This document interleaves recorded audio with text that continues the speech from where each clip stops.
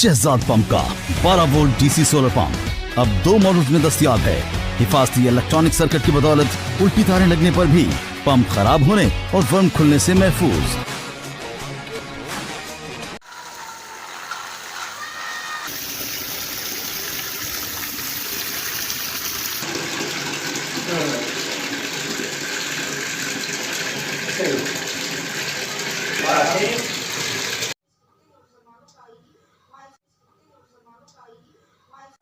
अस्सलाम वालेकुम, मेरा नाम मालिक तजम्मुल है। ये जैसा कि आप देख रहे हैं माशाल्लाह 500 लीटर की टैंकी है और ये आप 2 सोलर प्लेट आपको नज़र आ रही है और ये 12 वोल्ट डीसी मज़ैल पंप है। जो भाई मेरी तरह बिजली की बारिश बिलों से परेशान है वो शहजाद का पंप मज़ैल 12 वोल्ट डीसी पंप लगवाएं। Thank you.